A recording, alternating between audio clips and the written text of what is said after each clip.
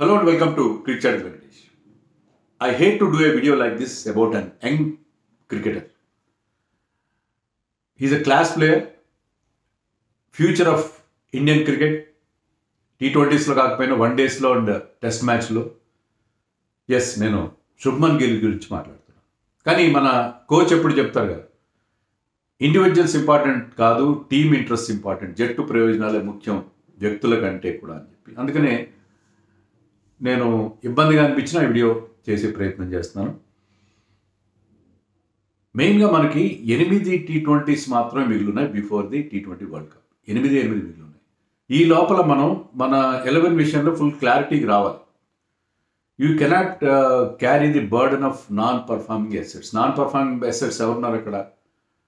మీకు అభిషేక్ శర్మ అద్భుతంగా ఆడుతున్నాడు, తిలక్ వర్మ బ్రహ్మాండంగా ఆడుతున్నాడు, హార్దిక్ పాండ్యా, అక్షర్ పటేల్, ఈవెన్ శివం దుబే ఒక 2 మ్యాచ్లో పెద్ద ఆడిపోయినా Shivam Dube he can contribute. And Shivam Dube కాకపోతే రింకు సింగ్ ఉన్నాడు అక్కడ మనకి. అలాగే మన బౌలర్స్ అంత బాగానే ఉంది. బట్ మన కెప్టెన్, వైస్ కెప్టెన్ ఇద్దరు విషయంలో మనకి ప్రాబ్లం క్లియర్గా ఉంది. కెప్టెన్ని మార్చాలా? ఇప్పుడు నిన్న ర్యాంట్ ట్రెండస్కటే మన assistant coach press meet address చేస్తున్నాడు. We have come this far on the road, చాలా దూరం వచ్చేసాం, ఇప్పుడు కెప్టెన్ క్వాలిటీ ప్లేయర్స్ని బ్యాక్ చేయాలి మేము, అంతే కదా. ఇప్పుడు Suryakumar Yadav is a quality player, proven talent. అతని స్ట్రైక్ రేట్ ఇప్పటికీ ఇటీవల కాలంలో ఎంత డోల్ డ్రమ్స్లో ఉన్నా, ఎంత ఫూర్ ఫామ్లో ఉన్నా, అతని స్ట్రైక్ రేట్ ఇప్పటికీ 165 ఎంతో ఉంది overall strike rate in T20s. We know what he can brings to the table. అది తెలుసు మనకి. ఏదో 1-2 నాక్స్లో అతను వస్తాడు మళ్ళీ ఫామ్లోకి. అతనికి ఎందుకంటే ఈ ఫార్మాట్లో అతను ఎప్పుడు బ్రహ్మాండంగా ప్రూవ్ చేసి is one of the finest players in this format.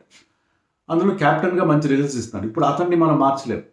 మనం ఈ ఇద్దరు మనకి ఎక్సెస్ బ్యాగేజ్గా అనిపిస్తున్నారు, బర్డెన్గా అనిపిస్తున్నారు. ఇద్దరిలో ఒకరిని మనం విషయంలో సీరియస్గా ఆలోచించాలి కదా. 8 మ్యాచ్లే మిగిలి ఉన్నాయి. ఎందుకంటే వచ్చే కొత్త ప్లేయర్ కూడా మళ్ళీ అతను కమ్బ్యాక్ అవుతాడు. అతను కూడా నా ప్లేస్ ఉంటుందా లేదా, సడన్గా అతను తెర మీద తీసుకొస్తే అతను కూడా మరి వరల్డ్ కప్కి ఫుల్లీ ప్రిపేర్డ్గా ఉండాలంటే కూడా మనం ఆలోచించాలి. సో ఈ సిరీస్లో మిగతా 3 మ్యాచ్లో ఇతనికి అవకాశం ఇస్తే అక్కడ 3 ఫెయిల్ అయ్యాడు అనుకోండి, కొత్త ప్లేయర్కి మళ్ళీ 5 మ్యాచ్లో ఉంటాయి. 5 మ్యాచ్లో కూడా అతను కూడా సర్దుకొని, ఎవరైతే మళ్ళీ టీంలో తన ప్లేస్ గ్యారంటీ లేదో వాళ్ళు కొంచెం ఇబ్బంది పడతారు. అలా కాకుండా వాళ్ళకి లాంగ్ రన్ ఇస్తే బాగుంటుంది.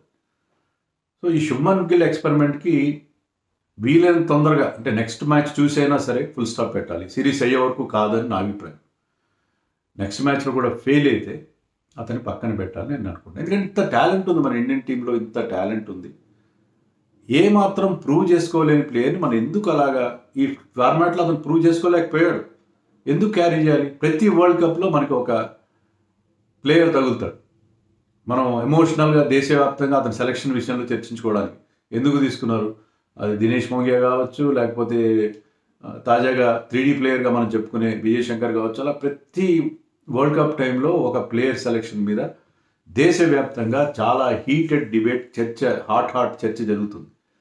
ఈసారి అది శుభ్మన్ గిల్ వైపు ఉంది. అది maybe he will prove me wrong అని అనుకుంటున్నాను. రాబోయే మ్యాచ్లో, నెక్స్ట్ మ్యాచ్లో ధర్మశాలలో he will prove me wrong. But ఏంటంటే మనకి సమయం లేదు మిత్రమా అంటారే, ఏదో బాలకృష్ణ సినిమాలో, సమయం మించిపోతాం. సో మనకి టైం లేదు. అతను 3D ప్లేయర్ అయితే విజయ్ శంకర్, ఇతను 3F ప్లేయర్ అవుతున్నాడు, 3 ఫార్మాట్ ప్లేయర్. సో ఇతను కొత్త పేరు నామకరణం చేయాల్సి వస్తుంది, 3F ప్లేయర్ అని చెప్పి.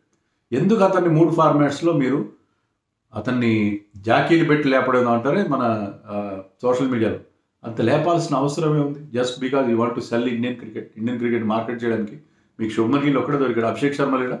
Abhishek Sharma is having lot of fan following now days. Abhishek శర్మకి ఫ్యాన్ ఫాలోయింగ్ ఉంది.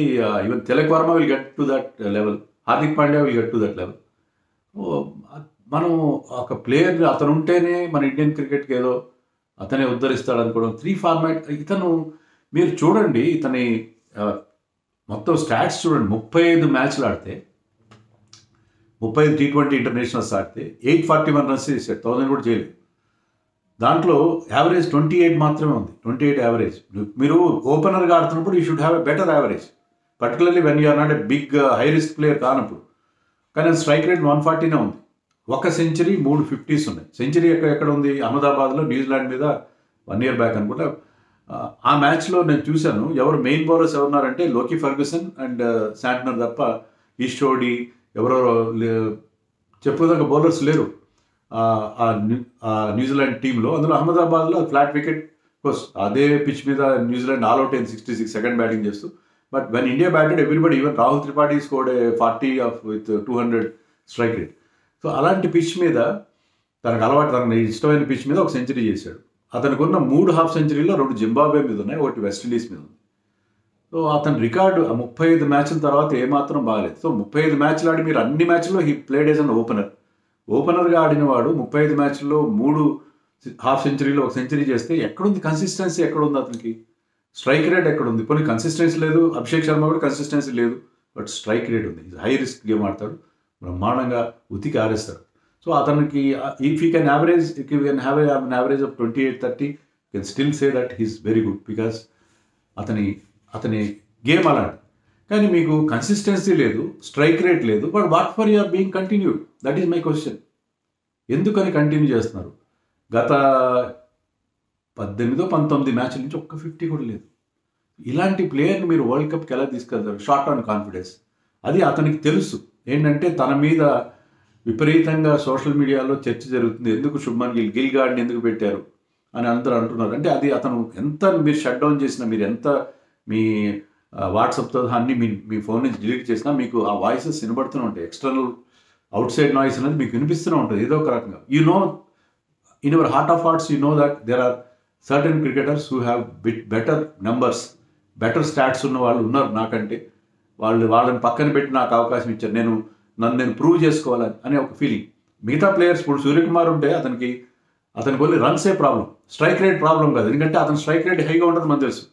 శుభ్మన్ గిల్కి రన్స్ ప్రాబ్లం ఉంది, స్ట్రైక్ రేట్ ప్రాబ్లం ఉంది. ఒకవేళ రన్స్ చేసినప్పుడు, ఫర్ ఎగ్జాంపుల్ ఒక మ్యాచ్లో అతను ఆడి పవర్ ప్లేలో 20 రన్స్ చేశాడు అనుకోండి, లేకపోతే 30 చేశాడు, 30 25 బాల్స్, అతను హ్యాపీగా ఉండడు. ఎందుకంటే 30 ముఖ్యం కాదు అక్కడ. నేను 25 బాల్స్ తిన్నాను 30కి ఇంకా ఫాస్ట్గా కొట్టాలని చెప్పి ఆ ప్రెషర్లో ఉన్న ప్లేయర్ని తీసుకుని, ఎవరైతే ప్రెషర్ టు పర్ఫామ్ అన్న ప్లేయర్ని తీసుకొని మీరు ఎన్ని రోజులు మీరు కుక్కదోక పట్టుకుని గోదావరి తిన్నట్టుగా ఉంటుంది. So this is really puzzling, perplexing. చాలా చాలా చాలా అర్థం కాని విషయం ఇది.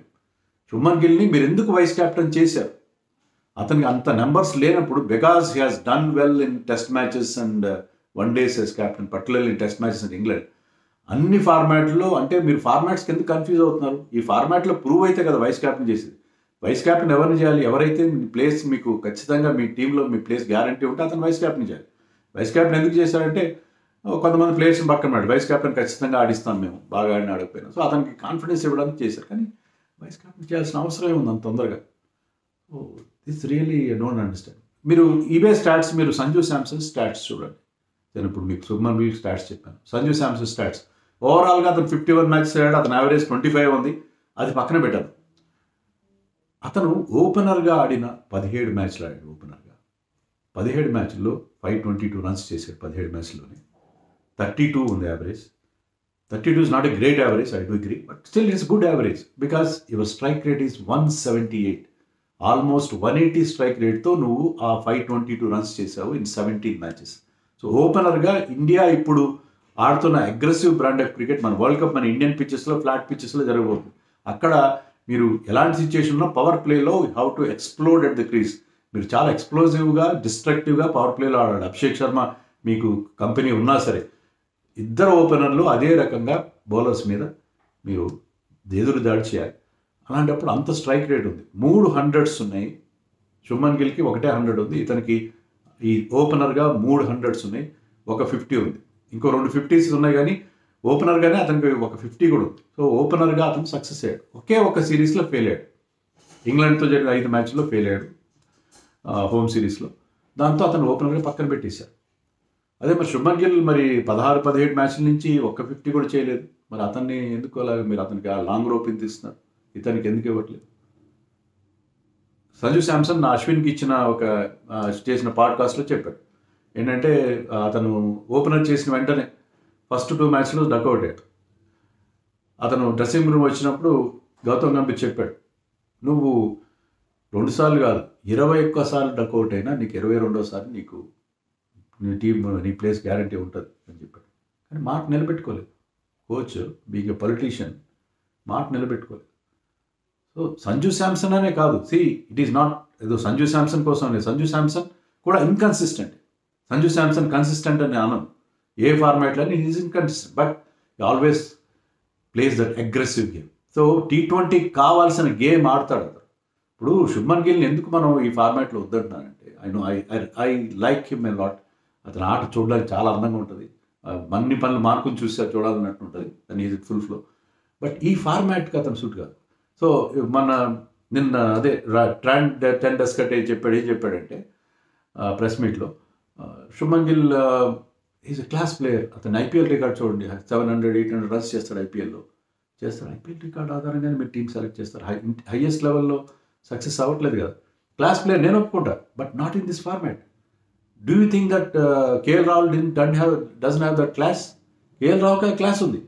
You can be very good in test matches and one days, but not in this format. ఎందుకంటే వాళ్ళు న్యాచురల్గా బిగ్ హిట్టింగ్ చేయగల ప్లేయర్స్ కాదు. మనకు ఇప్పుడు అలాంటి ప్లేయర్స్ కావాలి. T20 డైనామిక్స్ కంప్లీట్గా చేంజ్ అయిపోయింది. Narrative has been totally changed in this format. ఈ కొత్త నెరేటివ్లో you have to go for the ball right from the get go. మొదటి బాల్ నుంచి మీరు ఆ అగ్రెషన్ చూపించాలి. అలాంటిది పరిస్థితి వీళ్ళకి లేదు. ఓకే, అతను కాస్త నిలదొక్కుంటాడు ఒక ప్లేయర్. మనకి అలాంటి వాళ్ళు కాదు. ఉన్నారు మనకి. Tilak Varma can play in different games, Hardik Pandya can play in different games. ప్రతి ఒక్కరూ అంత ఆల్అవుట్ అగ్రెషన్ వెళ్ళే ప్లేయర్స్ కాదు, మన వాళ్ళు ఉన్నారు. Tilak Varma is a wonderful cricketer. He will understand the situation of the game. చాలా క్విక్గా అండర్స్టాండ్ చేసుకుని ఎక్కడ ఎలాంటి రోల్ ఆడాలి. నిన్న చూసాం, అంతకుముందు గేమ్లో స్లోగా ఆడాడు, అక్కడ అవసరం లేదు. నిన్న గేమ్లో అతను చూశాడు, పెద్ద టార్గెట్ ఉంది. ఈ almost hit those 62 200 strike rate. మొన్న టఫ్ పిచ్ మీద ఫస్ట్ మ్యాచ్లో ఈ played a different kind of innings. అలాంటి ప్లేయర్స్ ఉన్నారు మనకి. శుభ్మన్ గిల్ ఒక్కడే మనకి ఛాయిస్ అని ఉందా? Why should we back a player who is not succeeding? అతను ఎందుకంత బ్యాక్ చేయాలి? యశస్వి జైస్వాల్ తీసుకోండి. Jaiswal played 23 T20 internationals, 723 runs చేశారు. శుభ్మన్ గిల్ 35 మ్యాచ్ల్లో 840 రన్స్ చేస్తే ఇతను 23 మ్యాచ్ల్లోనే 720 రన్స్ చేశాడు. 36 యావరేజ్ ఉంది. Very good average. 36 యావరేజ్ ఉంది. ఆల్రెడీ ఒక 100 550లో ఉన్నాయి. 23 మ్యాచ్ల్లో 550లో ఒక 100 ఉన్నాయి. 164 స్ట్రైక్ రేట్ ఉంది. ఈ స్ట్రైకింగ్ అట్ 164. సో ఏ విధంగా మీరు శుభ్మన్ గిల్ ప్లేస్ జస్టిఫై చేస్తారు? Just because you want to market him, you want to make him the face of Indian cricket, poster boy of Indian cricket. దానికోసమని మన టీము ప్రయోజనాలు పణంగా పెడతారా? నా సూటి ప్రశ్న. మీరు క్రికెట్ని మార్కెటింగ్ చేయడం ముఖ్యమా? ఇండియాలో కానీ వరల్డ్లో కానీ మీరు బ్రాడ్కాస్టింగ్ రైట్స్ ఎక్కువ సాధించుకోవడం ముఖ్యమా? లేకపోతే ఇండియాకి ట్రోఫీలు గెలవడం కంటే పెద్ద మార్కెటింగ్ స్ట్రాటజీ ఏమైనా ఉంటుంది? ట్రోఫీ గెలిస్తే ఆటోమేటిక్గా మీకు వ్యూయర్ ఇంట్రెస్ట్ జనరేట్ అవుతుంది, బ్రహ్మాండంగా చూస్తారు. ట్రోఫీలు గెలవకుండా మీరు ఓడిపోతూ ఉంటే టీవీలు కట్టేస్తారు అందరూ. సో ఇంత సింపుల్ లాజిక్, ఇంత చిన్న లాజిక్ ఎలా మిస్ అవుతున్నారు బీసీసీఐ వాళ్ళు కానీ, పెద్దలు కానీ, మన కోచ్లు కానీ, టీమ్ మేనేజ్మెంట్ కానీ? నాకు అర్థం కావట్లేదు. Just because you want to give a long rope to Shubman Gill, me team ప్రయోజనాన్ని పనంగా పెడుతున్నారు. Long rope for how long? That is my question.